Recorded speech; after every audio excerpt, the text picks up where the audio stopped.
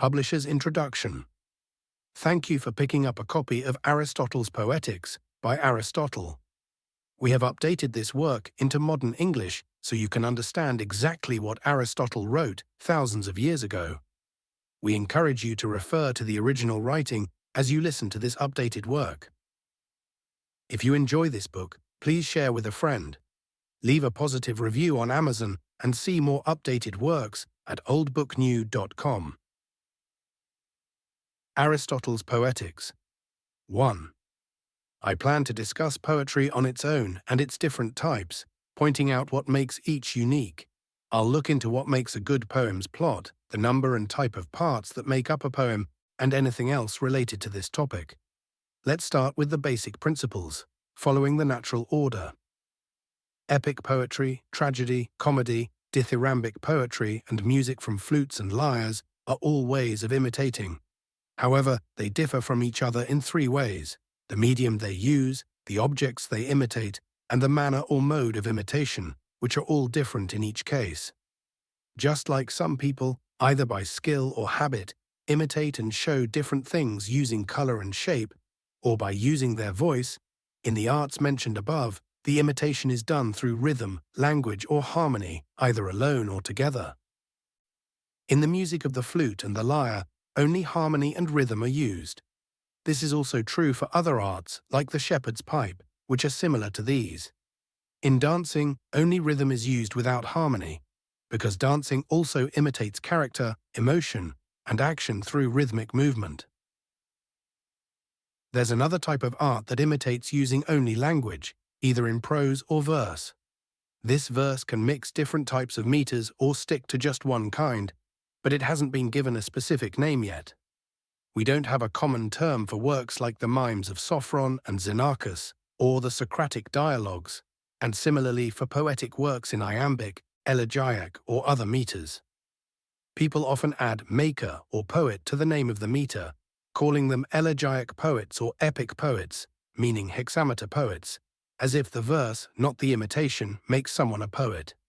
Even if a book on medicine or science is written in verse, the author is usually called a poet. Yet Homer and Empedocles only share the meter, so it's more accurate to call Homer a poet and Empedocles a physicist. Similarly, if a writer uses all kinds of meters in their poetic work, like Chaeremon did in his Centaur, which mixes all sorts of meters, we would still call them a poet. That's the explanation for these differences.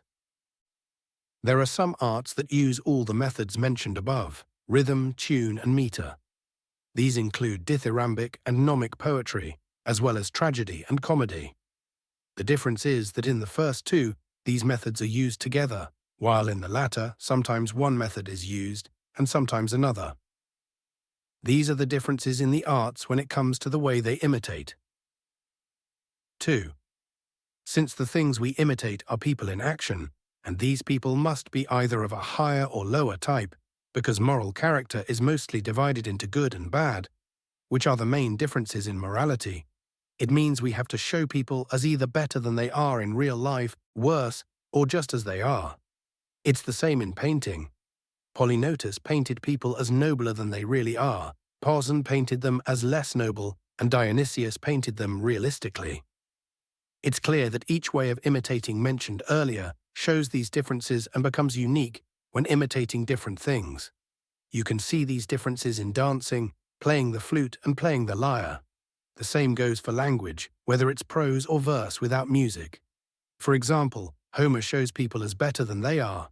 Cleophon shows them as they are. Hegemon the Thasian, who invented parodies, and Nicochares, who wrote the Deliad, show them as worse than they are. This is also true for dithyrambs and gnomes. Here, too, you can show different types, like how Timotheus and Philoxenus differed in their portrayals of Cyclopes. This difference also separates tragedy from comedy. Comedy tries to show people as worse, while tragedy shows them as better than in real life. 3. There is also a third difference, the way each of these things can be copied. Even if the medium and the objects are the same, the poet can copy by telling a story. In this case, the poet can either take on a different character like Homer does, or speak as themselves without changing. Alternatively, the poet can show all the characters as if they are alive and moving in front of us. These are the three differences that set artistic imitation apart: the medium, the objects, and the manner.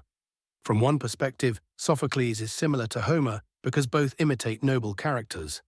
From another perspective, he's like Aristophanes because both imitate people acting and doing things. That's why some say the name drama is given to such works, as they show action. For this reason, the Dorians claim they invented both tragedy and comedy.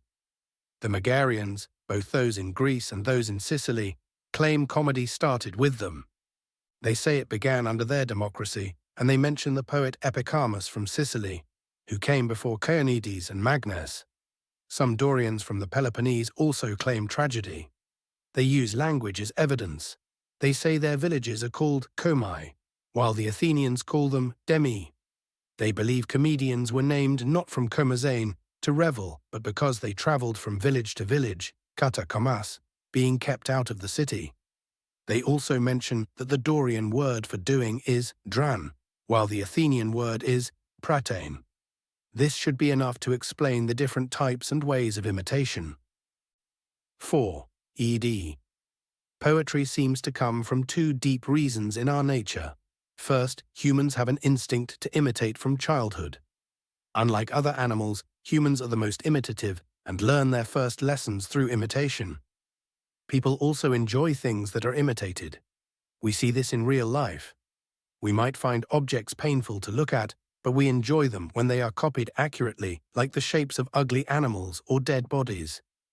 This is because learning gives great pleasure, not just to philosophers, but to everyone, though most people have a limited ability to learn. So people enjoy seeing a likeness because they feel like they are learning or figuring something out, and might say, "Ah, that is him." If you haven't seen the original, the pleasure comes not from the imitation itself, but from the skill, the colors, or something else. Imitation is a natural instinct for us. Also, we have an instinct for harmony and rhythm, with meters being clear parts of rhythm.